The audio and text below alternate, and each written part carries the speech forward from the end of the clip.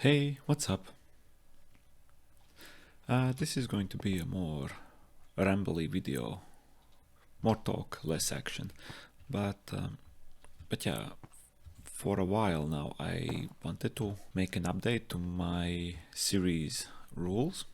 So in this video, the first part I will talk about the rules, and in the second part I will go over what I have done in these past few months. If you're wondering, these past few months I was off my main PC. I was on my on my laptop, so I was able to play on this world, but the laptop was not powerful enough to record the footage. So there's that. So yeah, the rules. First off, I want to change a bit the way I progress to faster tools. At first, when I created these rules, I didn't intend for my castle scale to be this large. At best, this could be the size of a citadel. The size of my castles ballooned pretty fast, and although I like a good grind, at times it feels like I'm just needlessly burning time. I want to change that a bit, so let me open. So this is the current plan for this series. The plan was that once I finish the Citadel, then I would upgrade to Diamond tools and Enchanted Iron tools, and those would be my options almost for the rest of the series. Which, once again, if the scale for the castles would not be that great, and I'm afraid the scale will go only up. The builds will get bigger, which I don't mind, but the tools are getting too slow for that. And these rules were not made to make me suffer, but to make the progression feel more satisfying, to have more meaningful steps in progression. I for some reason was really against enchanted diamond tools. No. Step back. The way I intended to obtain the enchanted diamond tools was through villagers. Here. Once I finished the second citadel, then would come the nether and villager update, and from those smiths I would buy enchanted diamond tools. That was the plan at first. But still, this would leave this part here with diamond tools and enchanted iron tools. And also, only after I finished the metropolis, I would get how do you call it? Netherite tools, I guess. Yeah, I want to change that a bit. So I came up with a new plan here.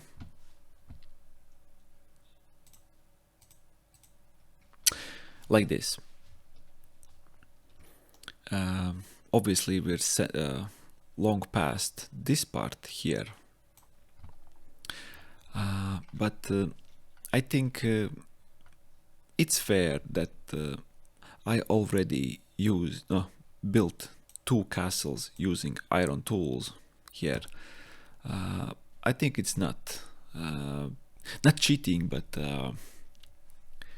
flip-floppy of me to just too hard and just go to the diamond tools already. But I think it's fair. I think it's fair. Obviously, if this was the plan at the beginning, I would not made the castle as large as it was. The first castle using wood tools, the castle would be really small, like 10 by 10 by 10 small. I guess this is a plan for you if you plan to use this blueprint for your series or your forever world. after this video I will make my first diamond tools and continue from that. Then I will be able to make my first enchanted iron tools. Mostly for enchants like Silk Touch or Fortune and those kinds of enchants. Obviously, Unbreaking 3 would be kinda useless because I believe diamond tools are more durable stock than Unbreaking 3 iron tools. So that those enchants would be those specific ones.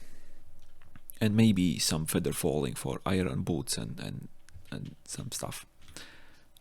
And then after the second citadel, I think I will go with the netherite tools and enchanted diamond tools.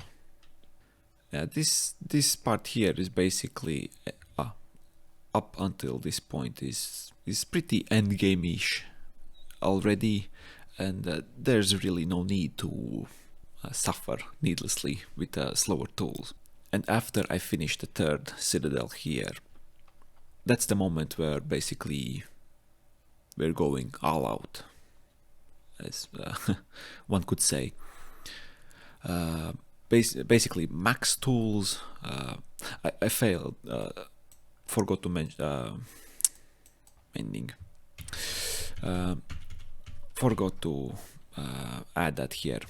Yeah, before there would be no mending allowed, but later, yeah, after the third citadel, all the passive farms, like iron farms and sugarcane farms and all types of block farms and so on and so on, and max tools, everything, so that there would be no, in tool sense, no holdups in making the Metropolis. I hope you will agree that this is more logical. I highlighted these last 3 updates here because I think these are the updates I will change up depending on what kind of updates will be out in this moment here. The last I guess 4 updates would be more modern. Maybe this could be 1.21 and this would be, who knows, 1.23, and this would be 1.25. Regarding the material transportation, yeah, this was one of disappointments I had. The way how I imagined how it would go and the way how it turned out. I mean, this part here is fine, collecting materials in villages and with those materials build the castle. That part is fine, but building the citadel using materials from castle, that part is sadly proving to be more annoying than I thought it would be. I mean, the trip from here to here takes 3 minutes. And basically this frustration comes from the way how minecarts work in these older versions, even in the newer versions, honestly. If I could chain together like 10 minecarts together, they would all be filled with materials, put one furnace minecart in front or at the back, and just send all of this material train from here to here, then yes, this would be the way to go, and this would be actually fun and worthwhile. I mean, if the citadel was a small build, it would be different, but the thing is, I want to keep this scale. I like the size of it, but yeah, it's needless suffering. So yeah, the thing is, I will collect materials near to the citadel. I will go underground after stone. I think stone will become one of those materials that will not require points at any level, even at this level. Obviously, I don't want to take materials just for free. This is the location of my citadel. I will later show in the video for what I needed a lot of iron, but there was a point I needed a lot of iron, and in this beta land, I guess the way the world generated not as much iron as in the newer versions. So it was kinda frustrating to collect iron. I went in these mines, here in these mines, in these mines, tried to mine up iron, but I almost lost more iron making tools than I made back. So out of frustration, I went here. This is the border. This side beta world gen, and this side it's 1.0 or 1.6. I went over this border and made random holes here going underground. Yeah, this was kinda the part I started to low-key cheat in my series, hence why I'm trying to rework my rules a bit. The rules were never meant to purposely make me suffer or restrict me. They were meant more like guidelines, just to make the journey more satisfying. I mean, if the grind is getting really annoying at one point, I think it's fair to rethink the approach a bit. The rules were never meant to be like do this or else ice bucket challenge or whatever. It was to give me some kind of framework, guiding rails, so that I would not progress too fast or focus on endgame parts already in the beginning, and just make it more natural, the way my world would evolve. That was the intent. So to make it in theme with this series, I mean, these are not supposed to be the only villages here. I can make villages wherever I want. So in sense, if I want to make a mine here, I just make 3 houses here, and that's a mining village already. The part I want to rework is the point system. The way I'm going to approach it now, that I'm still going to keep the point system in this part when building a castle. But after I advance to the citadel part here, villages like this one here, mining village, random village, I think will be interaction based, meaning that if I interact with this village, I need to add a building. So it doesn't matter if I going in and just collecting a half a stack of iron, or going in and collecting full inventory of iron. If I interacted with this village, I need to add a building. I think I'm going to go with this approach. So I can add a mining village here, here, wherever I want, but each time I interact with it, I need to add a building.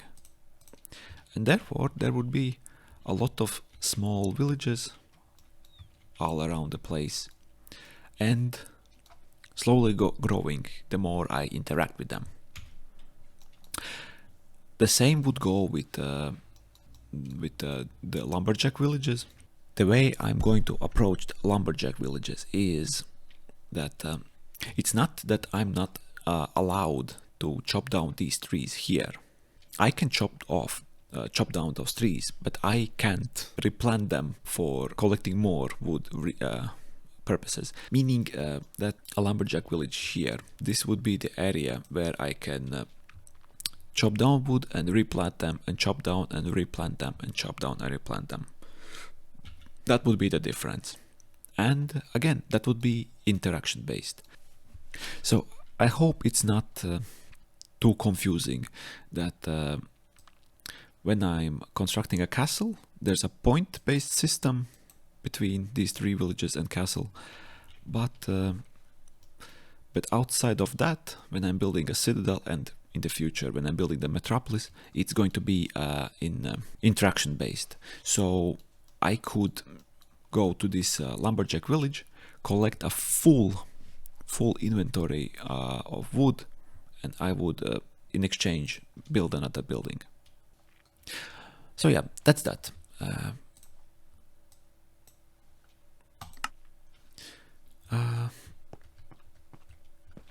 A bit rambly, but I hope you get the main idea. So these past few months I was playing on this world on and off, mostly focusing on grinding bits. I didn't want to make anything serious while I'm not recording, and that made this made this situation a bit awkward. Wanting to play on this world, but not wanting to make big progress while not recording, and yeah, it was weird. But one thing I made, I can. Let's go down here. I decided to make this place here like a little horse testing area. It's unfinished currently, but yeah, I currently trying out this horse speed tester. Pretty simple stuff. This is a simple switch. Once you give it a pulse from either from this or this pressure plate, it gives a pulse, making this hopper to be locked or unlocked, making the items flow from top to bottom, and how much materials flow down, that's the result. So for a demonstration,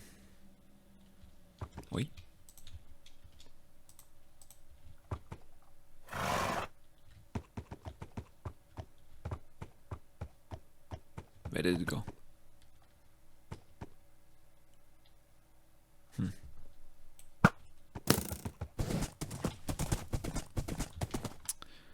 Anyway,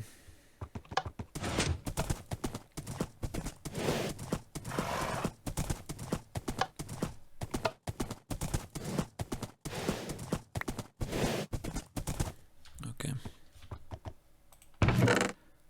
15. I need to figure out if the precision is too low for this tester, or are my horses mostly at the same speed, because basically all my fast horses produce the same speed. Obviously donkeys will go slower, so there's that, but I think there's a way to increase the precision a bit more. At first this track was like this long, and that made all of my horses basically seem to run at the same speed. So I think the precision is at fault here, not that I have miraculously got all of the horses at the same speed. So I'm thinking maybe do something similar that Ito did, by placing some cobwebs here. Maybe that could make this test more precise. But that's something to do in the future. The next thing would be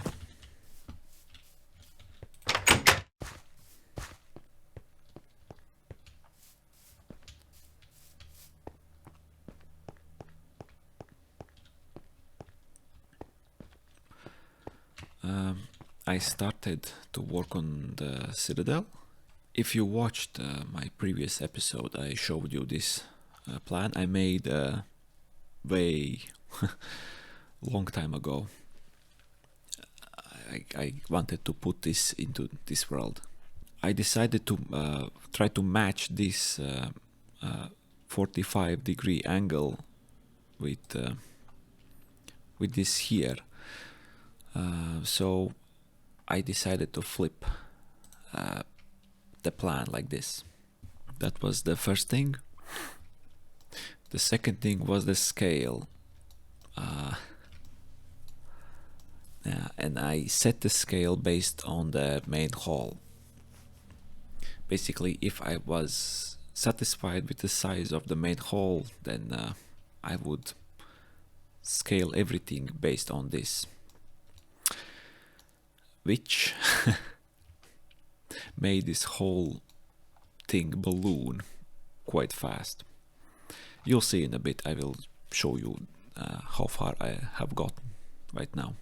Think what you will about this decision, but the way I'm going to approach this build is that I'm not going to finish every single room. I'm going to finish the main rooms, like the main hall and this hallway here and some other parts. But these rooms here I will only touch upon if I have a use for them. I want to use this building as this world's museum, library, other information holder, map holder. That way I could finish this a bit faster. Not that I'm rushing to finish this, but there's a difference when trying to finish a room like this, which has a purpose and almost has a design already made, and to force myself to finish these little rooms here with no use and so on. So main rooms and hallways and stairs and stuff like that is and also the exterior outside is the things I'm going to focus on, and yeah, and then I will pronounce this build finished, and in the future, once I have use for some of the rooms, I will go back here and finish those rooms. So this is the map of the citadel. I forgot the scale of this map, but I think you can get the idea that this thing is going to be humongous. I made some adjustments to the rooms. It's not quite one-to-one recreation, sadly, but I had to make some changes here.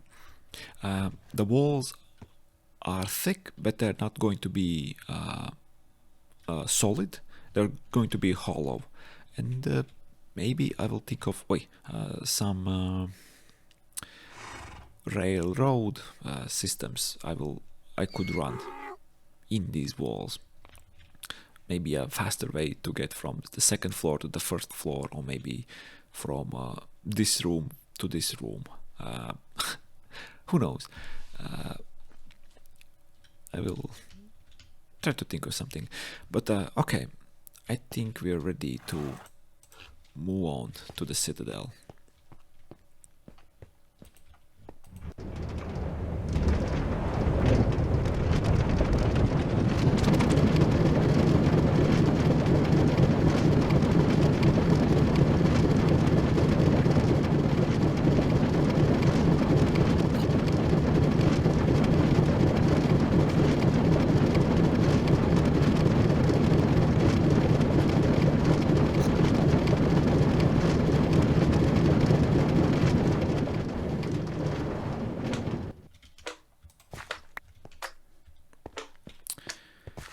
So yeah, this is the bottom floor of the citadel. I think I'm going to... Oh, spooky. Going to keep it as is. I'm not going to really invest any time in this bottom floor here. I guess since I'm here, This is the machine I needed a lot of iron, I mentioned previously. I think you can guess that this is the smelter machine. 32 furnaces, and it has automatic fuel distribution and smeltable blocks distributor, but other than that, this is a pretty manual machine here. At first I wanted to use coal for this, but 3.5 stacks of coal for a full chest seemed crazy. So so I decided to go with the lava bucket as my main fuel. So in each furnace there's a lava bucket and one already ready to replace it. So in total there's a stack of lava buckets in this machine.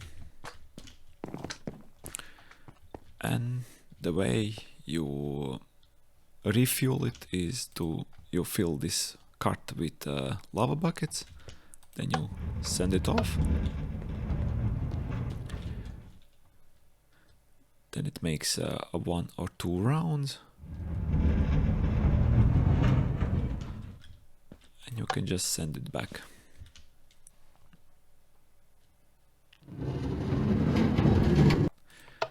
The same with the blocks I want to smelt. With this I can unlock or lock the hoppers. It's a good practice to try to lock as much hoppers in your machines as possible, since when you start to add these hoppers up in your world, they start to generate a nasty lag. For now this wouldn't be any problem, but in time they could add up and cause some problems. And this is the output here. Pretty simple stuff, but it required a lot of iron. This is flubber. Here are some of the materials.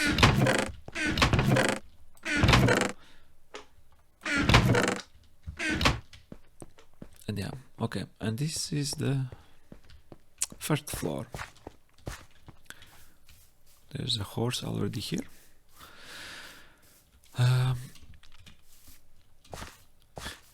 Don't worry, this is not going to be like this. I decided to make my walls 3 block thick, so that I could make this interior wall design different than the room next to it, so that I could independently change the design of these rooms. I guess we could take a step back to appreciate the scale.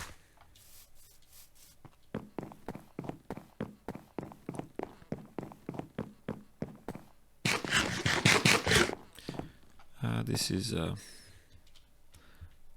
how they call it, artificial landscaping. This was not here, but yeah, this giant monstrosity. Yeah, it's going to go up. This wall, outer wall, will go up the next 11 blocks, and then again 11 blocks, and that's going to be its real height.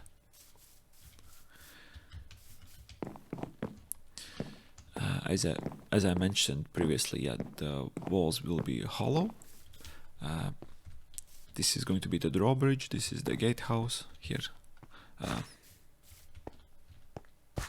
Here. Okay, and this is the main hall here. It's going to go up another 11 blocks, and then an archetype ceiling. So this is going to be a giant room here.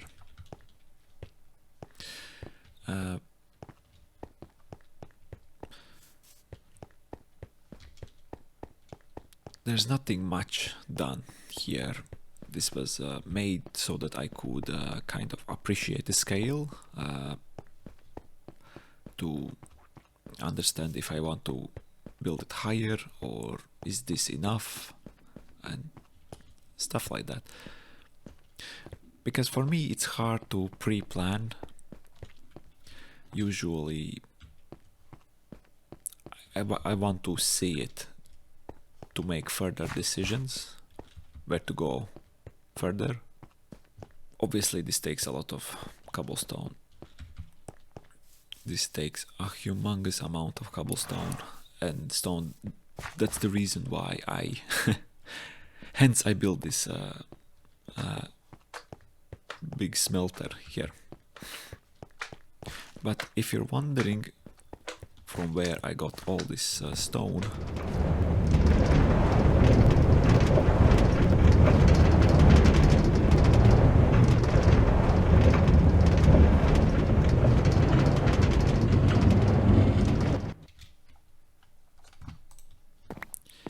it's from here.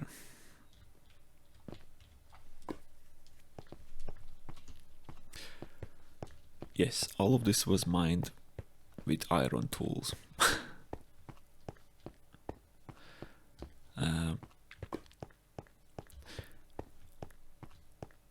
Since I knew I will need a lot of stone, I decided to approach this stone collecting differently. I, if possible, will try to make this place as the universal stone collecting place. With time, with more castles and not castles, more citadels and more the metropolis build, this underground room will get really huge, and I think I will try to maybe convert it into some kind of dwarf mines, like Moria or something like. I hope you got the idea. This is the place where I collect all the lava for my smelter, so in that way lava is not bothering me. In a good efficient way I'm getting rid of the lava and making good use out of it. So yeah, but many podcasts were played during the excavation of this place. The last and main thing, I will call it the main thing, I focused on the past month, was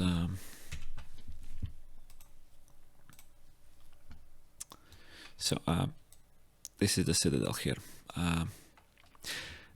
I don't know in which episode, but I mentioned this horseland here, and for a while now I've been looking at this place and thinking this is a good place for a nice large bridge. I've been thinking about this bridge for a while, since I was off my main PC and I wasn't able to record the footage of the citadel construction and so on.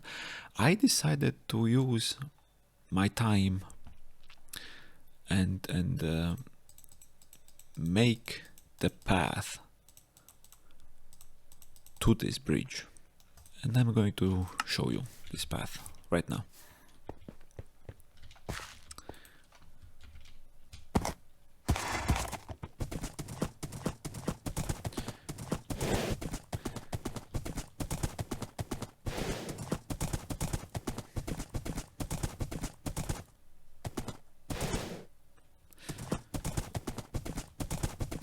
There are these small unfinished bridges here or there.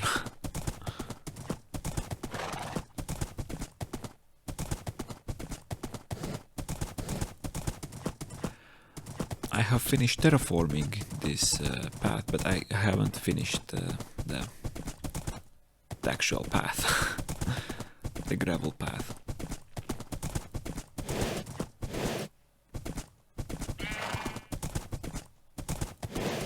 But yeah, this path over here took a lot of time.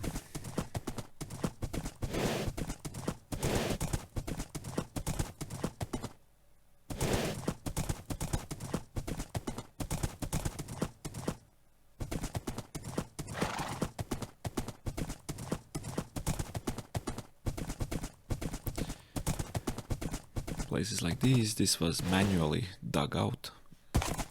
This was not natural.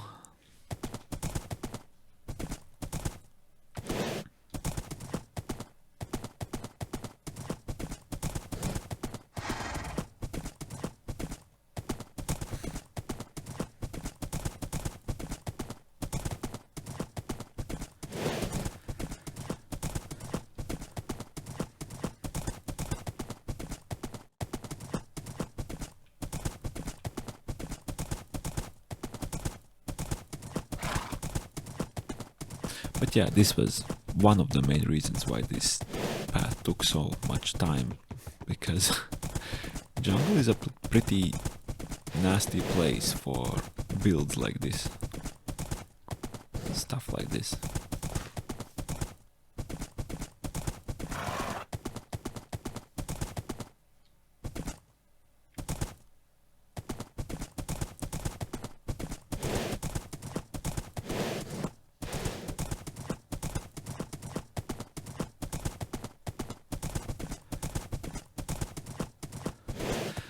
Had to torch spam this because when it starts snowing it's covering up the track, which is unfortunate. Pretty annoying.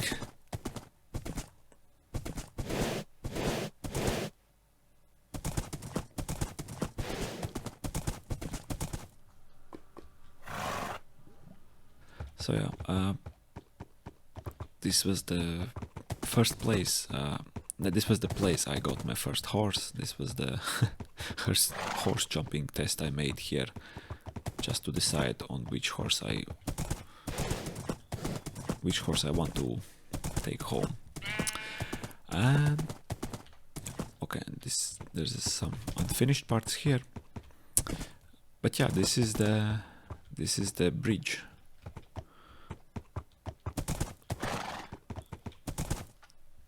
Still deciding on the height of it. If I'm correct, this bridge is 400 blocks long. I'm still trying to decide how wide I want this, because on one hand I can just make it a regular bridge, but on the other hand I could make a bridge with a small city or village on top of it. So I'm still trying to decide. So yeah, and this is the famous horseland.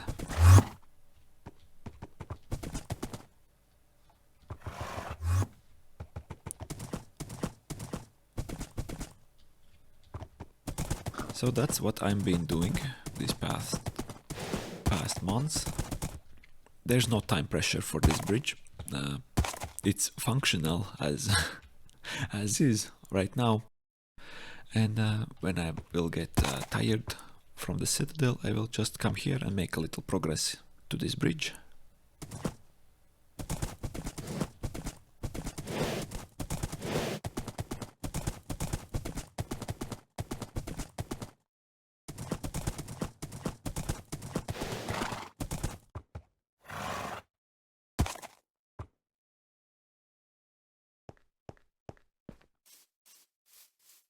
We'll see if this giant monstrosity will destroy me or will I destroy it.